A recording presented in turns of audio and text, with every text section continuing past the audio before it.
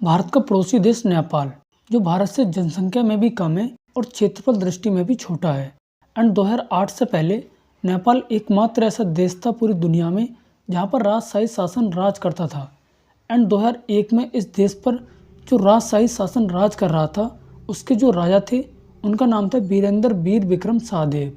नेपाल की राजधानी काठमांडू में एक महल है जिसका नाम है नारायणी हिटी पैलेस। एंड ये उस टाइम नेपाल के राजा का प्राथमिक निवास स्थान हुआ करता था और मुख्य कार्यालय स्थल।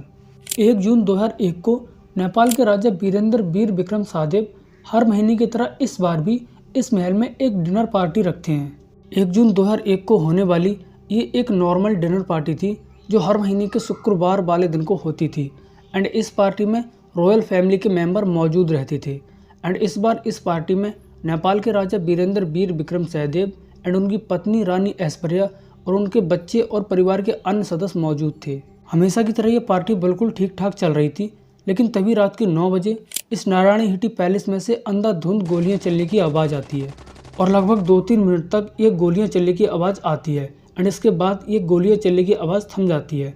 तब नारायणी हिटी पैलेस के बाहर खड़े सुरक्षाकर्मी जब नारायणी हिटी पैलेस के अंदर जाके देखते हैं तब वो चौंक जाते हैं, क्योंकि पूरे फ्लोर पर खून फैला हुआ था और जो रॉयल फैमिली के मेंबर थे उन सबको गोली लगी थी। इस हत्याकांड में नेपाल के राजा वीरेंद्र वीर विक्रम शाहदेव और उनकी पत्नी रानी ऐश्वर्या और उनके बच्चे समेत शाही परिवार की 10 लोगों की हत्या हो जाती है। 1 जून 2001 नेपाल में हुए इस हत्याकांड को नेपाल रॉयल फैमिली नरसंहार के नाम से भी जाना जाता है और दरबार हत्याकांड के नाम से भी जाना जाता है। एंड आज की जो मेरी कहानी है वो इसी हत्याकांड के ऊपर है।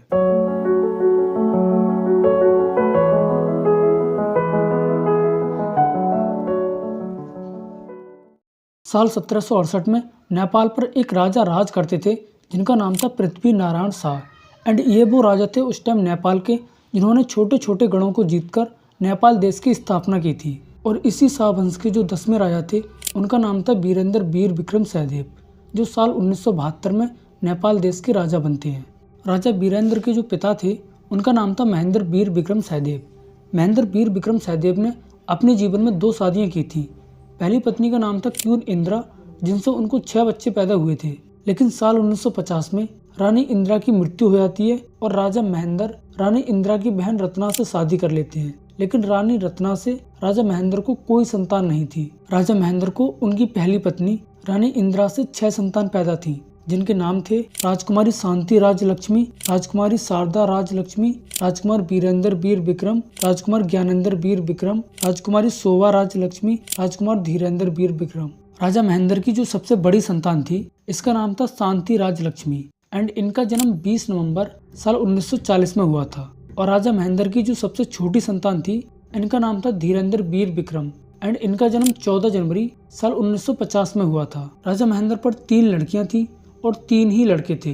राजा महेंद्र का जो सबसे बड़ा लड़का था उसका नाम था वीरेंद्र वीर विक्रम शाह। इनका जन्म 28 दिसंबर साल 1945 में हुआ था। एंड वीरेंद्र वीर विक्रम शाह ने अपनी पढ़ाई को फौरन से कंप्लीट किया था। इसके बाद डेट आती है 31 दिसंबर साल 1972। एंड इस दिन को नेपाल के राजा महेंद्र वीर विक्रम शाह का निधन हो जाता है। एंड इसके बाद 24 फरवरी साल 1972 को महेंद्र वीर विक्रम शाह के सबसे बड़े बेटे वीरेंद्र वीर विक्रम शाह को नेपाल का राजा बनाया जाता है।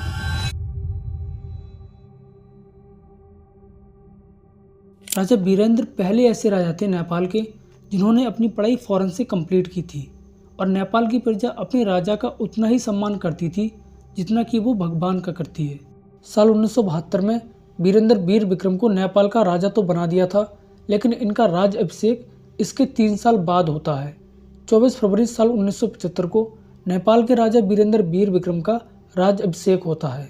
एंड ये राज अभिषेक नेपाल की हिस्ट्री का सबसे यूनिक राज अभिषेक होता है, क्योंकि इस राज अभिषेक में देश विदेश से लोगों को आमंत्रित किया जाता है। नेपाल के राजा वीरेंद्र वीर विक्रम को दूध से नहलाया जाता है एंड काफ़ी देर तक पूजा की जाती है और मंत्रों को पढ़ा जाता है। नेपाल की जो प्रजा थी उसका मानना था कि राजा वीरेंद्र वीर विक्रम स्वयं भगवान विष्णु के अवतार हैं। राजा बनने से 2 साल पहले राजा वीरेंद्र की शादी 27 फरवरी साल 1970 को ऐश्वर्या राजलक्ष्मी राणा से होती है। ऐश्वर्या राणा के पिता का नाम जनरल केसर शमशेर जंग बहादुर राणा था एंड ऐश्वर्या राजलक्ष्मी राणा परिवार से बिलोंग करती थी। राजा वीरेंद्र को रानी ऐश्वर्या से 3 संतान पैदा होती हैं, जिनके नाम थे राजकुमार दीपेंद्र, राजकुमार निराजन एंड राजकुमारी श्रुति। राजा वीरेंद्र के जो सबसे बड़े बेटे थे उनका नाम था राजकुमार दीपेंद्र। राजकुमार दीपेंद्र का जन्म 27 जून साल 1971 को काठमांडू नेपाल में होता है। एंड इनकी जो शिक्षा थी, इन्होंने जो अपनी प्रारंभिक शिक्षा थी वो नेपाल से ही कंप्लीट की थी और आगे की शिक्षा ईटॉन कॉलेज जो कि इंग्लैंड में है वहाँ से कंप्लीट की थी। राजकुमार दीपेंद्र राजा वीरेंद्र के बाद नेपाल के होने वाले अगले राजा थे। एंड राजकुमार निराजन का जन्म 6 नवंबर साल 1978 काठमांडू नेपाल में होता है और राजकुमारी श्रुति का जन्म 15 अक्टूबर 1976 काठमांडू नेपाल में होता है। राजकुमार दीपेंद्र ईटॉन कॉलेज जो कि इंग्लैंड में है वहाँ पर पढ़ रहे थे और वहीं पर इनकी मुलाकात देवयानी राणा से होती है।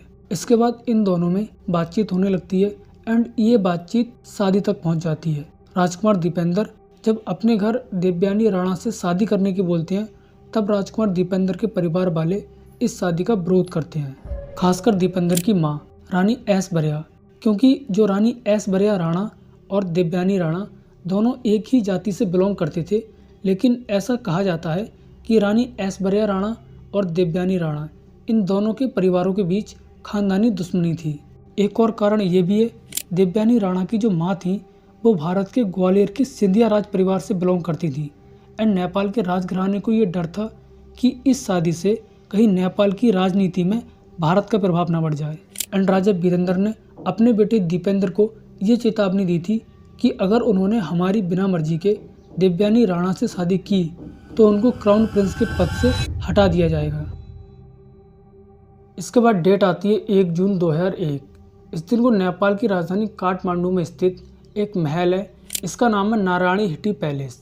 एंड ये उस टाइम नेपाल के राजाओं का प्राथमिक निवास स्थान हुआ करता था और मुख्य कार्यालय स्थल। एंड इसी नारायणी हिटी पैलेस में 1 जून 2001 को एक डिनर पार्टी रखी जाती है। ये एक नॉर्मल डिनर पार्टी थी जो हर महीने के शुक्रवार वाले दिन को रखी जाती थी। एंड इस बार इस पार्टी को नेपाल के राजा वीरेंद्र वीर विक्रम के सबसे बड़े बेटे क्राउन प्रिंस दीपेंद्र ने ऑर्गेनाइज किया था। शुरुआत में ये पार्टी बिल्कुल ठीक ठाक चल रही होती है, लेकिन तभी रात के 9 बजे इस नारायणी हिटी पैलेस में से गोलियां चलने की आवाज़ आती है। एंड जब गोलियां चलने की आवाज़ थम जाती है तब नारायणी हिटी पैलेस के बाहर खड़े सुरक्षाकर्मी जब नारायणी हिटी पैलेस के अंदर जाके देखते हैं तब वो देखते हैं कि राजा वीरेंद्र और रानी ऐश्वर्या समेत उनके परिवार के 15 लोगों को गोली लगी है, जिनमें से 9 लोगों की हत्या गोली लगने के तुरंत बाद हो चुकी थी, जिनके नाम थे राजा वीरेंद्र वीर विक्रम, रानी ऐश्वर्या, राजकुमार निराजन, ये राजा के सबसे छोटे बेटे थे, राजकुमारी श्रुति, ये राजा की बेटी थी, राजकुमार धीरेंद्र, ये राजा के भाई थे, राजकुमारी शांति, ये राजा की बहन थी, राजकुमारी शारदा, ये भी राजा की बहन थी, कुमार खटका जो राजकुमारी शारदा के पति थे और राजकुमारी जयंती, ये राजा की चचेरी बहन थी। क्राउन प्रिंस दीपेंद्र जो राजा वीरेंद्र के सबसे बड़े बेटे थे, इनके सिर में गोली लगी थी एंड ये कोमा में जा चुके थे, लेकिन ये अभी भी जिंदा थे। एंड इनको काठमांडू के वीरेंद्र मिलिट्री हॉस्पिटल में एडमिट कराया जाता है। अगले दिन 2 जून 2001 को राजा वीरेंद्र वीर विक्रम और उनकी पत्नी रानी ऐश्वर्या समेत इस शाही परिवार के जितने भी लोगों की गोली लगकर हत्या हुई थी उन सबका अंतिम संस्कार पशुपतिनाथ मंदिर के पास बागमती नदी के किनारे किया जाता है। एंड राजा वीरेंद्र वीर विक्रम के सबसे बड़े बेटे दीपेंद्र वीर विक्रम को नेपाल का राजा बना दिया जाता है, लेकिन वो अभी कोमा में ही थे, उनको होश नहीं आया था। लेकिन 4 जून 2001 को नेपाल के नए राजा वीरेंद्र वीर विक्रम के बाद जो बने थे दीपेंद्र वीर विक्रम, उनकी भी बिना होश में आए वेंटिलेटर पर ही हॉस्पिटल में मृत्यु हो जाती है। इसके बाद 4 जून को ही राजा वीरेंद्र वीर विक्रम के छोटे भाई ज्ञानेंद्र वीर विक्रम को नेपाल देश का राजा बनाया जाता है। एंड अब बात करते हैं कि इस घटना के पीछे किसका हाथ था। नेपाल सरकार ने इस पूरी जांच के लिए 2 लोगों की जांच समिति बनाई थी। एक तारानाथ रणभट्ट जो उस टाइम नेपाल संसद के स्पीकर थे एंड एक केशव प्रसाद उपाध्याय जो उस टाइम नेपाल के सुप्रीम कोर्ट के मुख्य न्यायाधीश थे। इन दोनों लोगों ने 3-4 दिन के अंदर अपनी जांच कंप्लीट करके 5 जून 2001 को रिपोर्ट दे दी। एंड इस रिपोर्ट के अनुसार जो दोषी था उसका नाम था राजा वीरेंद्र वीर विक्रम के सबसे बड़े बेटे दीपेंद्र वीर विक्रम। एंड इस रिपोर्ट के अनुसार दीपेंद्र वीर विक्रम ने अपने फैमिली वालों की और खुद की हत्या इसलिए की थी क्योंकि उनके फैमिली के लोग, जो कि उनके मम्मी पापा खासकर, वो उनकी शादी देवयानी राणा से नहीं होने दे रहे थे, जैसा कि मैंने आपको पहले ही वीडियो में बता दिया था। एंड इसीलिए उन्होंने शराब के नशे में आके अपने फैमिली के लोग और खुद की गोली मारकर हत्या कर ली। उस रात आखिर हुआ क्या था? इस रिपोर्ट के अनुसार क्राउन प्रिंस दीपेंद्र ने अत्यधिक मात्रा में शराब पी थी एंड शराब के नशे में वो अपने रूम में चले गए। रूम में आके यहाँ पर उन्होंने 2 बार देवयानी राणा से कॉल पर बात की एंड लास्ट टाइम उन्होंने कॉल पर देवयानी राणा से ये बोला था कि अब मैं सोने जा रहा हूँ। एंड इसके बाद रात के करीब 9 बजे राजकुमार दीपेंद्र सैनिक यूनिफॉर्म पहन के एंड अपने हाथ में हैकलर एंड कोच MP5 सब मशीन एंड M16 राइफल, जो कि एक अमेरिकी असॉल्ट राइफल है, एंड एक ग्लॉक पिस्टल, इससे लैस होकर अपने परिवार के बीच आते हैं। एंड यहाँ पे आके ये अपने माता पिता से थोड़ी बहुत देर बहस करते हैं एंड इसके बाद ये अपने पिता में 3-4 गोलियां मार देते हैं, जिससे इनके पिता राजा वीरेंद्र वीर विक्रम की वहीं पर ही मौत हो जाती है। एंड इसके बाद ये अपनी माँ रानी ऐश्वर्या को भी गोली मार देते हैं, जिससे रानी ऐश्वर्या की भी वहीं पर ही मौत हो जाती है। इसके बाद दीपेंद्र अपनी पूरी फैमिली के ऊपर गोलियां चलाना शुरू कर देते हैं एंड लास्ट में आके ग्लॉक पिस्टल से अपने सिर में गोली मार लेते हैं। लेकिन नेपाल में जो लोग राजा वीरेंद्र वीर विक्रम को चाहने वाले थे, वो लोग इस घटना की जांच की रिपोर्ट से संतुष्ट नहीं थे, क्योंकि पहले तो ये रिपोर्ट 3-4 दिन के अंदर ही सबमिट कर दी जाती है और इस घटना का दोषी दीपेंद्र को ठहरा दिया जाता है। लेकिन उन लोगों के अनुसार इस घटना का दोषी दीपेंद्र नहीं बल्कि कोई और ही है। I don't believe King Deepinder did this to his family, no. इस घटना के बाद नेपाल में काफ़ी विवाद होता है और नेपाल की सड़कों पर धरना प्रदर्शन भी होते हैं और राजा वीरेंद्र के छोटे भाई ज्ञानेंद्र वीर विक्रम, जो अभी अभी नेपाल देश के राजा बने थे, उनके ऊपर भी शक की निगाहें जाती हैं, क्योंकि उनकी पत्नी कोमल और उनका बेटा पारस उस टाइम उस नारायणी हिटी पैलेस में मौजूद था जब ये पूरा हत्याकांड हुआ था। लेकिन उनकी पत्नी कोमल और उनका बेटा पारस दोनों ही जिंदा बचे आते हैं और इसके बाद जब ये पूरी घटना हो जाती है तब ज्ञानेंद्र ही नेपाल देश के राजा बनते हैं। ज्ञानेंद्र और उनकी बेटी प्रेरणा, ये दोनों भी उस दिन उस नारायणी हिटी पैलेस में मौजूद नहीं थे, ये दोनों उस दिन कहीं बाहर थे। अमेरिका की एजेंसी CIA और भारत की एजेंसी RNAW, इनके ऊपर भी शक किया गया था कि इन्होंने नेपाल में राजशाही शासन खत्म करने के लिए और नेपाल की राजनीति में अपना प्रभाव डालने के लिए इस पूरे हत्याकांड को करवाया है। लेकिन ये जितने भी दावे किए गए थे, ये महज सिर्फ एक बातें ही थी और सबूत के तौर पर इन लोगों के पास पेश करने के लिए कुछ भी नहीं था।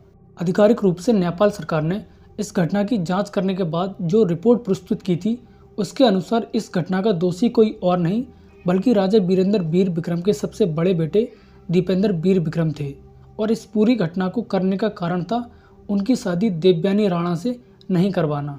इस घटना के बाद देवयानी राणा मीडिया के सामने बहुत कम ही आई थी एंड उनसे उनके और दीपेंद्र के रिश्ते के बारे में जब पूछा गया था, तब उन्होंने सीधे तौर पर ये कभी नहीं कहा कि वे और दीपेंद्र एक दूसरे से शादी करना चाहते थे। उन्होंने हमेशा यही बोला कि दीपेंद्र उनके एक अच्छे दोस्त थे और उनको यकीन नहीं होता कि दीपेंद्र अपनी फैमिली के साथ ऐसा भी कर सकते हैं। इसके बाद देवयानी राणा की शादी भारत के जयपुर राज्य के ऐश्वर्या सिंह के साथ हो जाती है, जो साल 2019 में भारतीय जनता पार्टी से सांसद भी रह चुके हैं। और साल 2008 में नेपाल में राजशाही शासन समाप्त हो जाता है और नेपाल एक लोकतांत्रिक देश बन जाता है। स्क्रीन पर जो आपको दिख रही है, ये मेरी UPI ID है। आप चाहें तो इस पर मुझे थोड़ा बहुत सपोर्ट कर सकते हैं और उसका स्क्रीनशॉट लेके मुझे मेरे इंस्टाग्राम में मैसेज कर देना, ताकि अगली वीडियो में मैं आपके लिए स्पेशली थैंक्स बोल पाऊँ।